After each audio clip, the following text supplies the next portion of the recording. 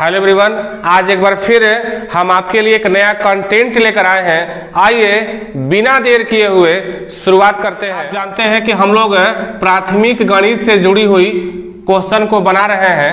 इसके पीछे दो वीडियो में 2 सवाल बन चुके हैं, साथ में उनसे जुड़े हुए अन्य सवाल भी दिया हुआ है, तो आप उसको बनाकर अभ्यास भी करते रहेंगे।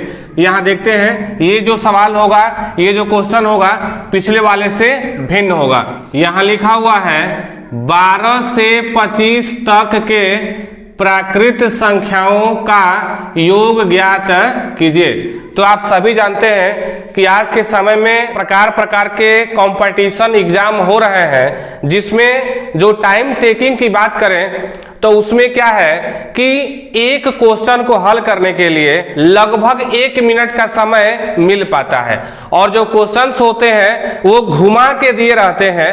अतः हमें अभ्यास करना होता है, ऐसा अभ्यास करना होता है ताकि उसी 1 मिनट के अंदर ही अपने क्वेश्चन को हल कर सकें। उसी टाइप का दिया हुआ था कि 12 से 25 तक के प्राकृत संख्याओं का योग ज्ञात कीजिए, यानी कि 12 से लेकर 25 तक की जो संख्याएं हैं उसे जोड़ना है।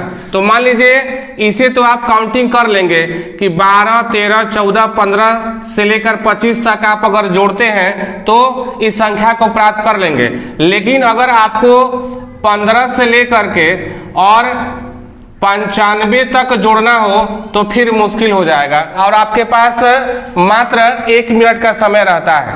तो इसलिए हमें ऐसे तरीके ढूंढने होते हैं ताकि 1 मिनट के अंदर इस प्रकार के क्वेश्चन को आसानी से हल कर सके और उत्तर भी सही और सटीक प्राप्त हो सके। तो यहाँ 12 से लेकर 25 तक के प्राकृत संख्याओं को जोड़ना है। तो सबसे पहले क्या करेंगे, यहाँ लिखेंगे 12 + 13 + 14 प्लस डॉट डॉट प्लस 25 कर लेंगे।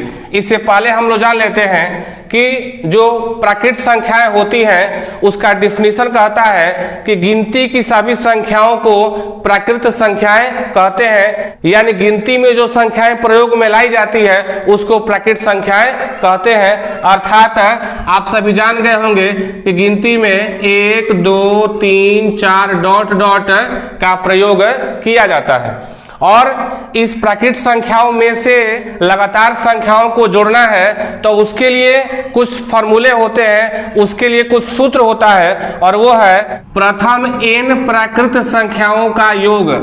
यह लिखा हुआ है प्रथम n प्राकृत संख्याओं का योग, जिसका सूत्र होता है n × n + 1/2। अब जो यहाँ n आपको दिखाई दे रहा है, यह n क्या है, तो ये अंतिम संख्या है, यानी कि शुरू से लेकर जिस संख्या तक के प्राकृत संख्याओं को जोड़ना होता है उस अंतिम संख्या को ही n बोलते हैं। अब आइए यहाँ पे देख लेते हैं। यहाँ लिखा हुआ है 12 + 13 + 14 प्लस डॉट डॉट प्लस 25 लिखा हुआ है। तो ये प्रथम 25 प्राकृत संख्या नहीं है, आप इसको देख पा रहे हैं, ये प्रथम 25 प्राकृत संख्या नहीं है। अर्थात इसको हमें पहले सजाना पड़ेगा। और कैसे सजाना पड़ेगा, तो यहाँ लिखेंगे 1 + 2 + 3 प्लस डॉट डॉट 25, राइट। अब क्या करना है कि शुरुआत कहां से है, तो शुरुआत 12 से है, राइट। शुरुआत 12 से है, अतः आप इसको समझ सकते हैं कि इसमें 1 से लेकर के 11 तक की संख्याएं नहीं लिखा हुआ है, उसी के योगफल को हमें क्या करना है, घटा लेना है। तो उसी को यहां लिखेंगे 1 + 2 + 3 प्लस डॉट डॉट 11। हमें पहले इस तरीके से सजा लेना है। कैसे सजाना है, तो अगर 12 से लेकर 25 तक के संख्याओं का योगफल निकालना है तो सबसे पहले हम क्या करेंगे, 1 से लेकर के 25 तक को यहाँ क्रम से लिख लेंगे। उसके बाद माइनस, अब माइनस के बाद क्या लिखेंगे, तो जो प्रथम संख्या रहेगा इसके पहले की सभी संख्याओं को यहाँ पर लिख लेंगे। यानी कि यहाँ अगर 12 लिखा हुआ है तो माइनस के बाद हम क्या करेंगे, 1 से लेकर के 11 तक की संख्याओं को लिख पाएंगे। आप इसको बारीकी से देखेंगे, बखूबी देखेंगे, क्योंकि यह देखने के बाद आपके सामने यहाँ पर 3 क्वेश्चन ऑलरेडी लिखा हुआ है। आप इस क्वेश्चन को बनाएंगे और जो इसका आंसर आएगा उसको कमेंट के माध्यम से पुनः हमें बताएंगे, ठीक है। आइए बनाते हैं। इसे बनाने का सूत्र यहाँ पे लिखा हुआ था n इंटू एन प्लस 1 बटा 2, यानी कि मैंने कहा कि n के जगह पे क्या रखेंगे, तो n के जगह पे हमको क्या रखना है, अंतिम संख्या को रखना है। जैसे आप जानते हैं यहाँ पे लिखा हुआ है, आइए सूत्र लिख भी देते हैं, n इंटू एन प्लस 1 बटा 2 minus n into n plus 1 बटा 2। इस n के जगह पे लिखेंगे 25, फिर इस n के जगह पे लिखेंगे 25, फिर प्लस है तो प्लस लिखेंगे और उसके बाद है एक उतार लेना है और बटा के नीचे 2 लिखना है माइनस।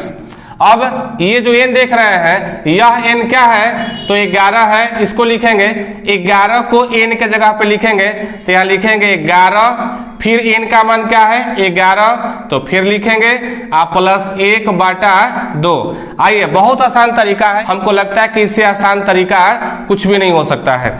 यहाँ लिखेंगे 25 इंटू 25 में 1 जोड़ेंगे क्या होगा 26 बटा 2 माइनस 11 को लिखेंगे यहाँ पे इंटू 11 में 1 जोड़ेंगे क्या होगा 12 होगा और 12 बटा 2, कटने वाला होगा तो कटा लेंगे, 2 से कटाएंगे इसको क्या हो जाएगा 13 होगा, इसको कटाएंगे तो क्या होगा 6 हो जाएगा।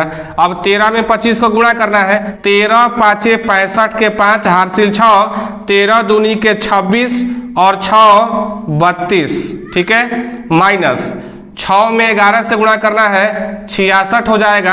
अब हमें क्या करना है, इसको आसानी से घटा लेना है। आइए इसमें से हासिल लेंगे 15 होगा, 15 में से 6 घटाएंगे 9 होगा, ये 1 बचा हुआ है, 1 में से 6 नहीं घटेगा तो यहाँ से हासिल लेंगे 11 हो जाएगा, 11 में से 6 घटाएंगे क्या हो जाएगा 5 हो जाएगा, और यहाँ से एक हासिल निकाल दिए थे, क्या बचा हुआ है 2 बचा हुआ है, उसी 2 को यहाँ पर लिख लेंगे। यही इस क्वेश्चन का सटीक आंसर होगा किसका, तो बोला था कि 12 से 25 तक के प्राकृत संख्याओं का योग ज्ञात कीजिए, तो इसका ये सटीक आंसर है। आप सोच के बताइए कि परीक्षा में प्रश्न पूछा जाएगा और ये तो बहुत आसान क्वेश्चन था, मान लीजिए पूछ देगा कि 12 से लेकर 150 तक के प्राकृत संख्याओं का योगफल ज्ञात कीजिए, तो सबको जोड़ना मुश्किल हो जाएगा क्योंकि आपके पास लगभग 1 मिनट का ही समय रहेगा।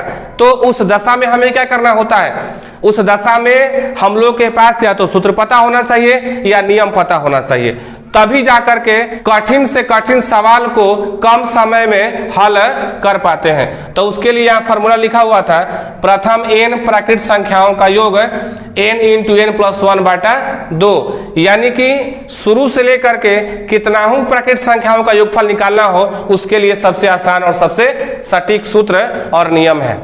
अब आपको क्या करना है, तो जिस तरीके से इसको बनाया गया है इसी तरीके से आप इस तीनों क्वेश्चन को हल करेंगे और हल करके जो आंसर आएगा उसको कमेंट के माध्यम से बताएंगे।